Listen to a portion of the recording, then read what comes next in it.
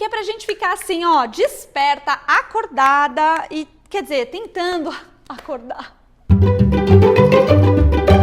Olá, meus amores, o vídeo de hoje é sobre mais um livro que eu li na quarentena, porque eu fico presa lá na minha casa pensando, o que eu tenho na minha frente ou é a parede ou é uma infinidade de imagens que chegam até mim através do meu celular, da minha TV, do meu computador. E o que acontece é que o nosso corpinho ele é impactado por esses milhões de imagens e não tem nenhum preparo para lidar com elas. A gente não aprendeu na escola a lidar com os estímulos que as imagens trazem pra gente, ou pelo menos não para pensar criticamente sobre elas. A Susan Sontag é uma pensadora importante da imagem e ela tem esse livro sobre a fotografia, que são ensaios que ela escreveu, tem ensaios dos anos 70, assim, tipo 77, 75, impressionantemente atuais. E eu vou dividir com vocês aqui hoje 5 coisas que eu aprendi meio para organizar os pensamentos, mas fica a minha super recomendação dessa leitura. Em um certo momento, a fotografia virou arte, mas a maioria das pessoas não pratica a fotografia como arte. A foto acompanha a vida de uma família. Se você tem uma criança, por exemplo, e você não tira fotos dela, isso é considerado um descaso. A fotografia acompanha as suas viagens e é a prova incontestável de que você esteve lá e que você visitou todos os pontos turísticos que tinha na lista. É o consumo que você realizou longe dos olhos dos seus conhecidos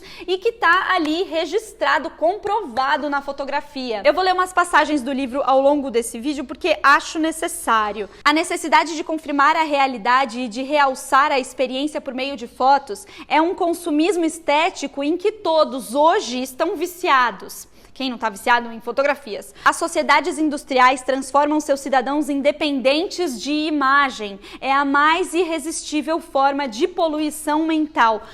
Tô falando que nossos corpinhos ficam assim. Ainda sobre essa sociedade de consumo e eu que me identifico como uma vítima do capitalismo porque eu sinto o prazer de ser produtiva e girar essa manivela a troco de nada. Eu me identifiquei quando ela diz que durante as férias essa obrigação de tirar fotos, ela atenua essa angústia que a gente sente de não trabalhar. A foto é uma imitação amigável do trabalho. Segundo, tirar uma foto é ter interesse nas coisas como elas estão, manter o status quo pelo menos no tempo que for necessário para você conseguir fazer a sua imagem. Porque ou você fotografa ou você interfere na realidade. E assim o fotógrafo é cúmplice daquilo que ele quer fotografar, mesmo se isso envolver injustiças e dor. A Diane Arbus disse o seguinte: sempre pensei em fotografia como uma maldade. E esse era um dos seus pontos prediletos para mim. E quando fotografei pela primeira vez, me senti muito perversa. Tem uma questão muito interessante sobre o nosso preparo para a vida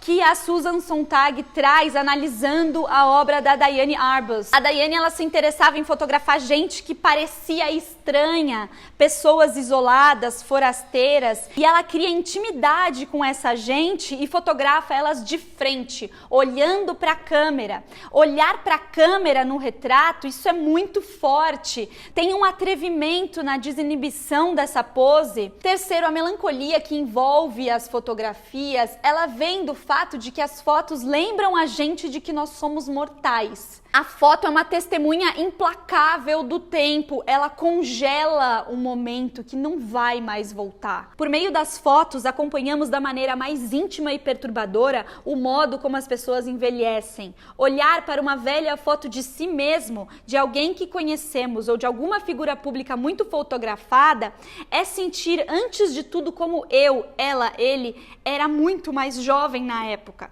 A fotografia é o inventário da mortalidade.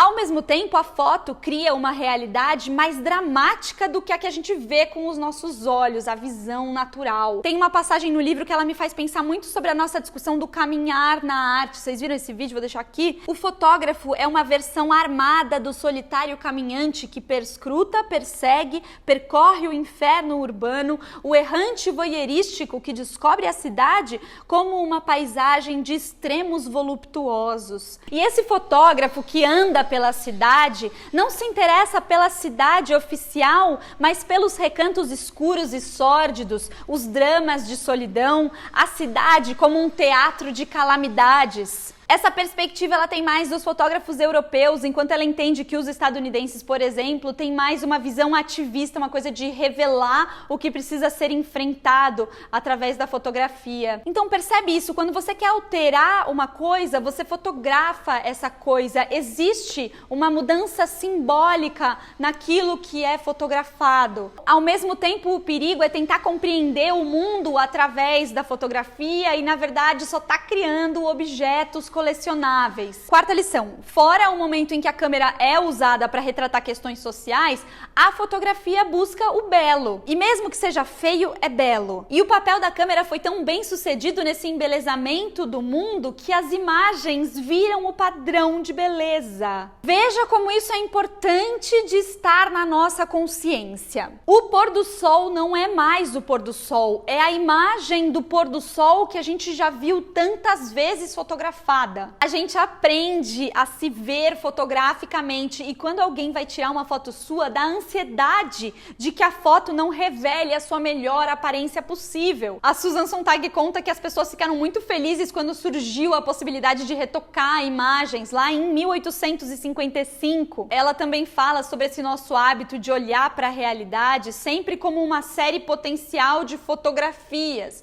e que essa visão fotográfica ela precisa ser sempre renovada, seja no tema, seja na técnica, porque os nossos olhos acostumam às fotos. E precisa existir essa impressão de que a fotografia está sempre indo além da visão do olho.